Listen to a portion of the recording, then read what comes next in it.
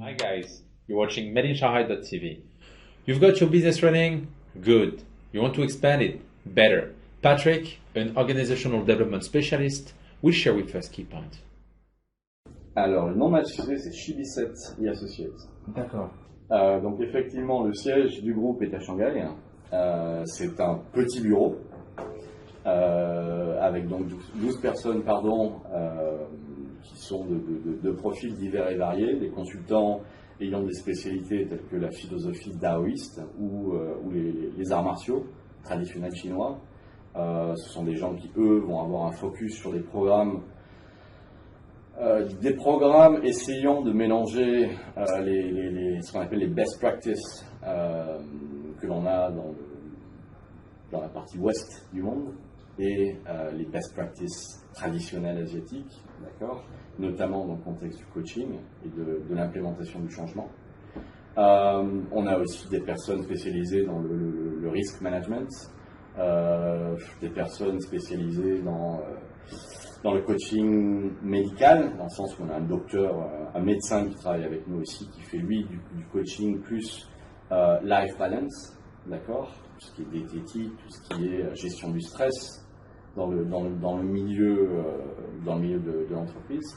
Donc ce bureau couvre et en fait est responsable des activités des antennes que nous avons sur l'Inde, Hong Kong, Bangkok, donc Thaïlande, Japon, Tokyo, Birmanie depuis 2 mois et Philippines qui va être ouvert d'ici 3 semaines. Donc, à savoir que ça, ce sont nos antennes directes sous le même nom.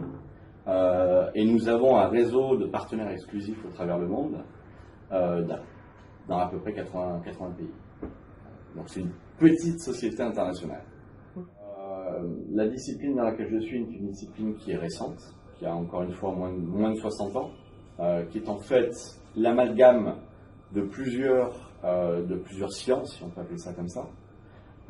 Les sciences comportementales, les sciences de l'évaluation, c'est-à-dire l'utilisation de l'outil de sondage pour observer des comportements ou pour mesurer des comportements. C'est aussi l'amalgame d'outils de la qualité, du management par la qualité. Donc c'est un domaine qui est malheureusement encore très récent en Chine. Il y a peu d'experts en Chine sur le domaine, donc il y a peu de personnes qui comprennent. C'est pas une discipline qui est enseignée dans cette partie du monde. Elle est enseignée en Angleterre et aux États-Unis principalement. Donc pour moi, ça veut dire qu'il y a beaucoup de taf en termes d'éducation du marché. Beaucoup de taf en termes d'éducation de mes clients. Quand j'ai un rendez-vous avec les clients, c'est un quart, voire la moitié du rendez-vous, c'est de l'éducation sur les outils, sur les méthodes, sur les principes aussi philosophiques de cette discipline.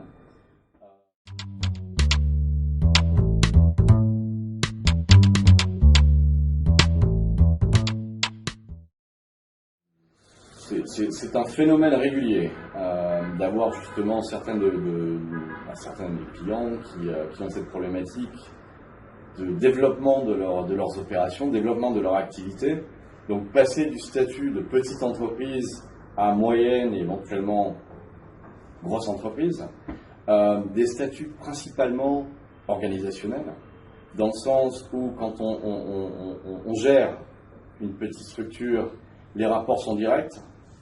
Si j'ai une information à communiquer avec toi, si j'ai besoin de faire un point sur l'avancement d'un projet ou une problématique avec un client, je peux passer le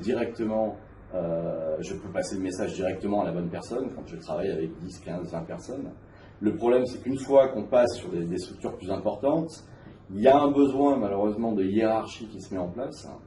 Et un des gros problèmes des entrepreneurs, c'est que de temps en temps, ils ont des problèmes à arrêter de micromanager.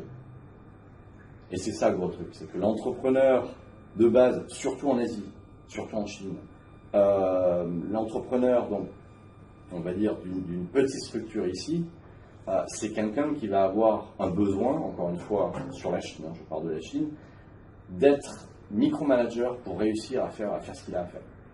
D'accord? Parce qu'en général, on arrive avec un concept, avec une idée, c'est plus ou moins bien communiqué au reste de l'équipe, d'accord?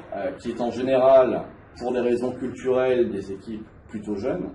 Donc plutôt jeune veut dire un petit peu moins bien formé que le type de personnes que l'on pourrait trouver, le type d'employé que l'on pourrait trouver dans une multinationale par exemple. Hein. Donc effectivement, le problème principal de l'entrepreneur quand il grossit, c'est effectivement de let go, de laisser, enfin de prendre conscience du besoin de déléguer, de prendre conscience du besoin qu'une partie de son travail, ça va être la formation de son état-major, la formation des couches managériales inférieures, pour qu'il puisse justement prendre du recul, garder une position stratégique, mais laisser le management opérationnel aux équipes en dessous. Et ça prend un degré de confiance beaucoup plus important au sein de ces équipes, qui n'est pas forcément facile à avoir quand cette petite société au départ, c'était notre bébé, c'était notre idée, on y a passé nos journées, nos nuits, nos week-ends, nos vacances, malades, tout seul dans le bureau, les Noëls. De temps en temps, il devient difficile de lâcher prise et de laisser la société être guidée par d'autres personnes. Le problème de l'entrepreneur qui cherche à se cloner et avoir plusieurs clones dans sa structure, c'est qu'il va perdre en créativité. D'accord. L'avantage d'une petite structure, l'avantage d'une start-up, c'est justement de ce pouvoir créatif qu'elle a, ce pouvoir d'innovation, de réactivité qu'elle a. Si tous les membres de l'équipe ont une seule façon de penser, ça va limiter le potentiel que la société a à mettre en place de nouveaux services, de nouveaux produits, de nouvelles idées, de nouveaux process qui vont peut-être améliorer la gestion de l'entreprise et ce genre de choses.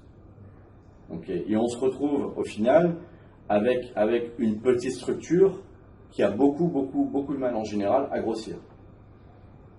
Parce que quand on cherche un clone, ça veut dire qu'on va regarder dans la personne les compétences que l'on a, mais malheureusement aussi ça inclut les faiblesses.